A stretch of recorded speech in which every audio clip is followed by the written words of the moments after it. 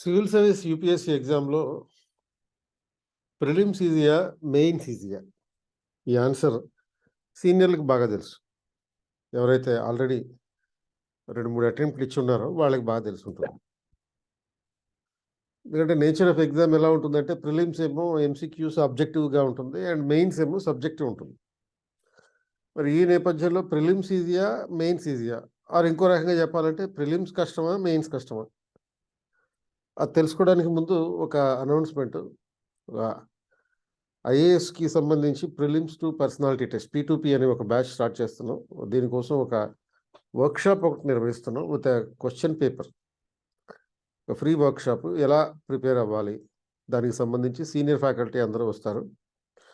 నేను ఉంటాను, ప్రొఫెసర్ గణేష్ గారు ఉంటారు, doctor Sridhar, Srihari sir, doctor Srihari, doctor Vivek, Fazal, Harikrishna sir, Bharath, Sattar, Sanjay, Anil Kumar, వీళ్ళందరూ కూడా ఇందులో ఈ ప్రోగ్రాంలో పాల్గొంటారు. And those who are interested can scan this to register. అంతేకాకుండా December 3rd నుంచి ఒక 10,000 MCQ యాక్షన్ ప్లాన్ ఒకటి స్టార్ట్ చేస్తున్నాం, మేడ్ ఇన్ ఢిల్లీ అనే ప్రోగ్రాంతో భాగంగా. అంటే దీని పర్పస్ ఏంటంటే #crack prelims 2024 prelims made easy. So ఈ prelims made easy with 10,000 MCQs with explanatory tests. అంటే ఒక for every question there will be 100 MCQs. ఎగ్జామ్లో మనకి 100 క్వశ్చన్స్ వస్తాయి. వచ్చే ప్రతి క్వశ్చన్కి 100 క్వశ్చన్లు మనం ప్రాక్టీస్ చేసామంటే, అంటే 10,000 MCQs ప్రాక్టీస్ చేసామంటే మనం ఈజీగా ఓవర్కమ్ చేయొచ్చు ప్రిలిమ్స్ని.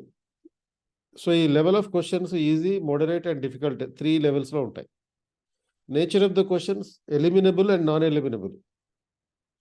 టైప్ ఆఫ్ ద క్వశ్చన్స్ ఎలా ఉంటాయంటే 2 చాయిస్ ఉండే క్వశ్చన్స్ ఉంటాయి, 3 చాయిస్ ఉండే క్వశ్చన్, 4 చాయిస్, 5 చాయిస్ క్వశ్చన్స్ కూడా ఉంటాయి 2023లో ఇచ్చినట్టు. అలాగే matching questions, assertion and reasoning questions ఉంటాయి. And orientation would be both a combination of static and contemporary part. And those who are interested may scan this QR code.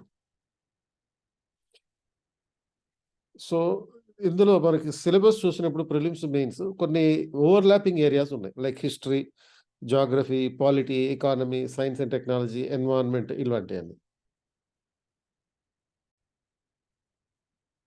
So ఇట్లా స్పెసిఫిక్గా మనకు overlapping areas సిలబస్లో కనపడే ఉన్నాయి and కనపడకుండా కొన్ని overlapping ఉన్నాయి, like current affairs of national and international issues అనేవి ప్రిలిమ్స్లో కనపడే ఒక టాపిక్. బట్ మెయిన్స్లో క్వశ్చన్స్ కరెంట్ ఇష్యూస్ ఓరియంటేషన్లో ఉంటాయి ప్రతి క్వశ్చన్ కూడా. అలాగే కల్చర్ మెయిన్స్లో ఉంది, కానీ ప్రిలిమ్స్లో కల్చర్ ఆధారంగా క్వశ్చన్స్ అడుగుతారు.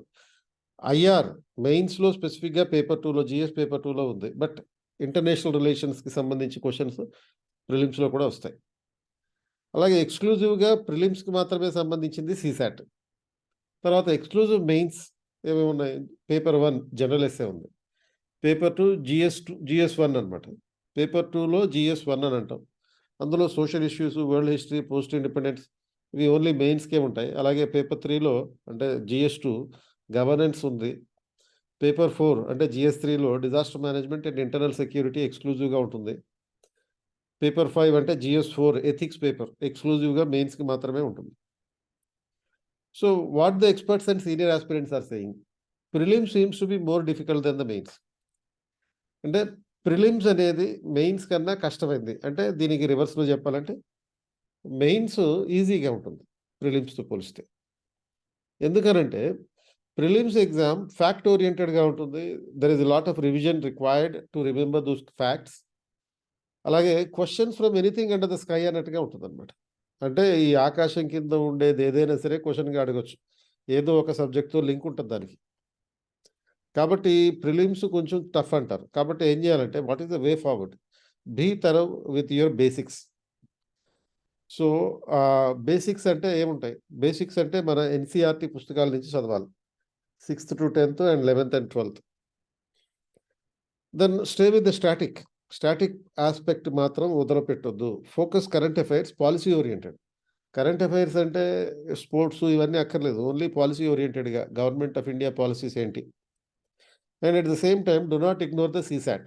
చాలామంది బీటెక్ బ్యాక్గ్రౌండ్ ఉన్న స్టూడెంట్స్ మాకు మ్యాథ్స్ వచ్చు, రీజనింగ్ వచ్చు అనే ఉద్దేశంతోటి సీసాట్ వదిలిపెడుతుంటారు. బట్ 2022, 2023 పేపర్లు చూసినప్పుడు 2-3 సార్లు మెయిన్స్ రాసిన యాస్పిరెంట్స్ కూడా సీసాట్‌లో క్వాలిఫై కాలేక 2023 పేపర్‌లో చాలామంది మెయిన్స్ రాయలేకపోయారు. ప్రిలిమ్స్ కారణంగా, సీసాట్ కారణంగా. So, practice as many MCQs as possible. అంటే సబ్జెక్ట్ వారీగా history, geography, economy, polity, governance ఇటువంటి సబ్జెక్ట్ వారీగా ఎన్ని కుదిరితే అన్ని ఎంసీక్యూస్ రాయండి. ప్రాక్టీస్ చేయండి. నేను మీకు ఒక 10,000 ఎంసీక్యూస్ యాక్షన్ ప్లాన్ ఇస్తాను. And we are executing this programme. ఈ ప్రోగ్రామ్ ఎగ్జిక్యూట్ చేస్తున్నాం. 10,000 ఎంసీక్యూస్ మేడ్ ఇన్ ఢిల్లీ అనే ప్రోగ్రామ్.